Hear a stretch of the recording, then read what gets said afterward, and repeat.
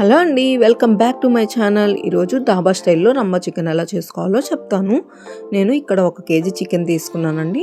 దాంట్లోకి 1 table spoon salt, కొంచెం పసుపు, 1 table spoon red chilli powder and 2 to 3 table spoons మైదా,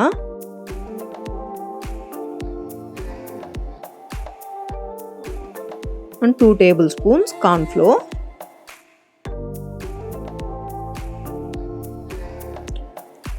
కొంచెం అల్లం వెల్లుల్లి పేస్ట్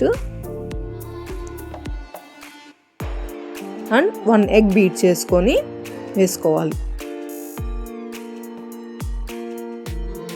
ఇప్పుడు దీన్ని బాగా మిక్స్ చేసుకొని చికెన్ని మ్యారినేట్ చేసి పక్కన పెట్టుకోవాలి.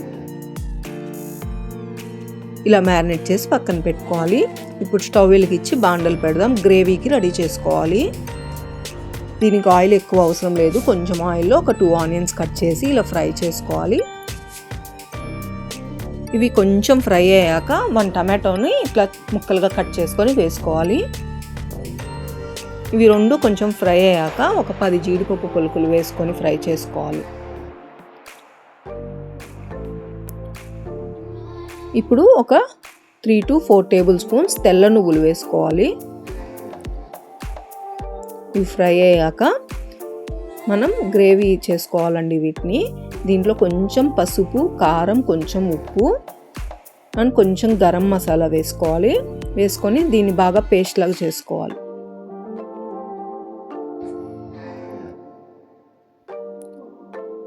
ఇది పేస్ట్ లాగా చేసుకోవాలి. మనకి రెస్టారెంట్స్లో ఇచ్చే డాబా స్టైల్ కర్రీస్లో అన్నిట్లోకి గ్రేవీ ఇదే అండి. మనం చికెన్లో డాబా స్టైల్లో ఏది చేసుకోవాలన్నా ఈ గ్రేవీ బాగా యూజ్ అవుతుంది. అన్నిటికీ సేమ్ ప్రాసెస్. ఇప్పుడు మనం ఇంతకుముందు మ్యారినేట్ చేసుకున్న చికెన్ని డీప్ ఫ్రై చేసుకోవాలి. ఇలా డీప్ ఫ్రై చేసుకోవాలి. బోన్లెస్ చికెనే తీసుకోవాలి కర్రీకి. ఇప్పుడు స్టవ్ వెలిగించి బాండలు పెట్టి కొంచెం ఆయిల్ వేసుకొని చిన్న చిన్న ముక్కలుగా కట్ చేసుకున్న ఆనియన్స్, ఒక 2 పచ్చిమిర్చి చిన్న చిన్న ముక్కలుగా కట్ చేసుకొని వేసుకోవాలి. ఇవి కొంచెం ఫ్రై అయ్యాక ఒక 1.5 టేబుల్ స్పూన్ ధనియాల పొడి వేసుకోవాలి.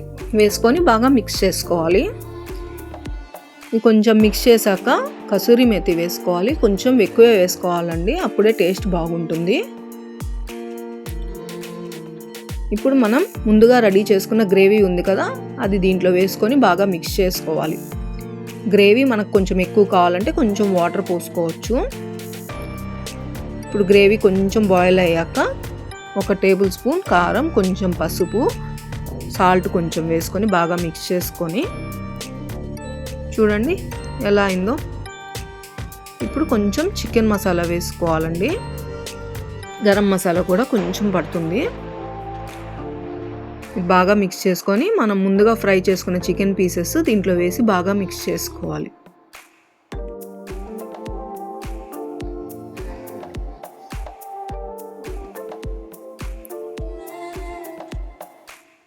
నేను పాల మీద మేగడి కొంచెం వేసుకున్నాను.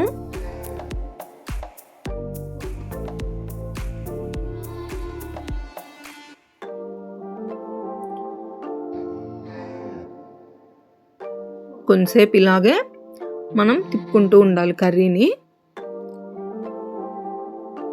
ఇప్పుడు ఒక 2 minutes మూత పెడదాము. మూత పెట్టి తీసాక చూడండి ఆయిల్ అంతా పైకి వచ్చింది. కర్రీ రెడీ అయిపోయిందండి. ఇప్పుడు దీంట్లోకి ఆమ్లెట్ రెడీ చేసుకోవాలి. రంబా చికెన్ అంటే పైన ఆమ్లెట్ ఉండాలి కదా, కర్రీ మీద ఆమ్లెట్ వేసుకోవాలి. అంతే అండి, డాబా స్టైల్ రంబా చికెన్ రెడీ అయిపోయింది. మా సిస్టర్ వచ్చి ఏ రెస్టారెంట్ నుంచి తెప్పించారని అడిగింది. అంత టేస్టీగా ఉంది. మీరు కూడా ట్రై చేయండి. చాలా అంటే చాలా బాగుంది. పిల్లలు కూడా ఇష్టంగా తిన్నారు. మీకు ఈ వీడియో కనుక నచ్చుంటే please like, share and subscribe. ఇలాంటి మరిన్ని వీడియోస్ కోసం మన ఛానల్ని సబ్స్క్రైబ్ చేసుకోండి.